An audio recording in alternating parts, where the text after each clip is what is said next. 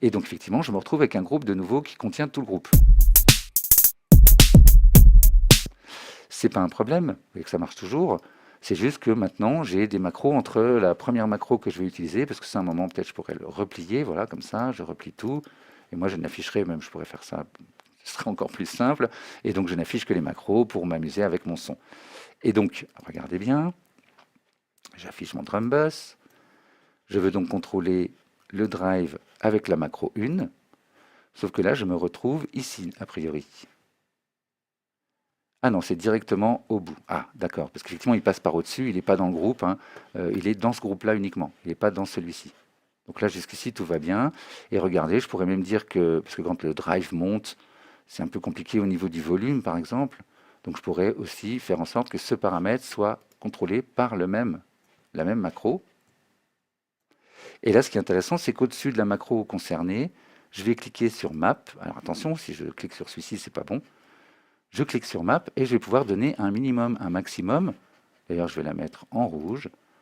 Je vais l'appeler disto, pour faire simple. Et donc les réglages que je change ici, d'ailleurs, vous voyez que mon max c'est 3 dB, donc ce sera plutôt moins 9 par exemple, et le minimum c'était moins 6. Hein. Je crois que c'était ça mon... Donc, je peux tester. Là pareil, peut-être pas à 100%.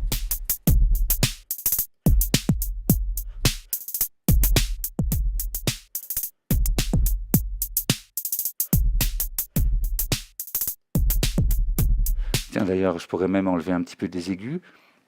Regardez, je peux le faire en restant en mode map. Hein. J'ai toujours mon tableau à gauche. Je suis toujours dans le mode map. Et par contre, je vais rajouter la fréquence ici qui permet de couper... Ah non, c'est le damp, pardon. Le damp, la fréquence, c'est sur le boom, pardon. Le damp ici qui permet de couper les aigus. Je le mets à disto. Il apparaît ici. Damping fréquence. Et là, par contre, je vais pas... donc, je suis... Tiens, je devrais même masquer ça. Est-ce que je peux le voir? Si je replie ça, voilà, je peux le voir ici. Donc je peux voir ce que ça fait. Vous voyez le damp là. Donc moi je veux que ce soit inversé déjà. Je vais inverser la plage. Et effectivement, quand je monte la disto, ça baisse un peu les aigus. Mais là c'est trop. Donc je vais mettre au maximum.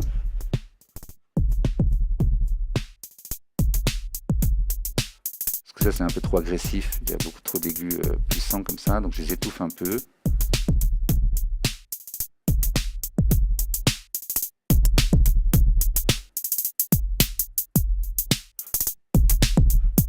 Bah, même le minimum, en fait, je pourrais en couper un petit peu. Voilà, allez, pas trop. Vous voyez que c'est intéressant, hein. On peut continuer à faire nos réglages en manipulant. Si par exemple on a assigné ce paramètre, je rentre en mode assignation MIDI, j'assigne ce paramètre à un contrôleur, je peux bouger mon contrôleur, faire bouger cette macro pendant que je suis en train de bouger ces réglages. Et alors c'est ce que je vous disais, là pour l'instant c'est simple, puisqu'effectivement cet effet est dans le groupe principal que j'ai créé exprès pour lui d'ailleurs.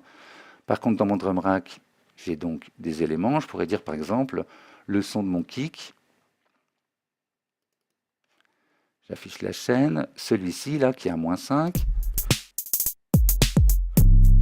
je voudrais pouvoir jouer avec.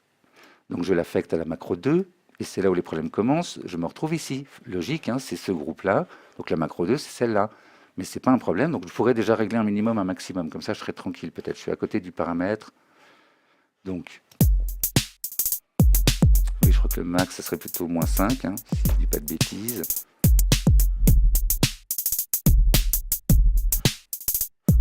Peut-être même c'est trop en fait. Hein. Je sais pas comment c'est chez vous, mais moi dans le cas ça grésille un peu, ça sature un peu, donc on va pas exagérer les réglages. Et vous avez compris, je sors du mode map, que cette macro, il faudra que je la remette au début, donc je clique ici, affecter à macro 2, parce que la 1 est déjà prise.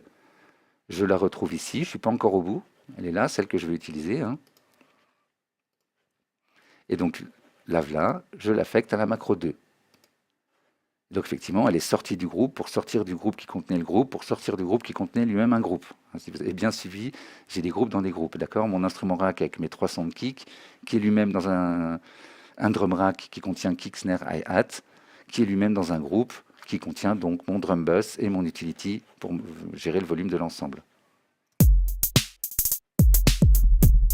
Donc là aussi, je pourrais le renommer, bien sûr, hein. CTRL R, j'ai tellement l'habitude du raccourci que je ne trouve jamais. Donc ça, c'est les subs, on pourrait dire les subs du kick.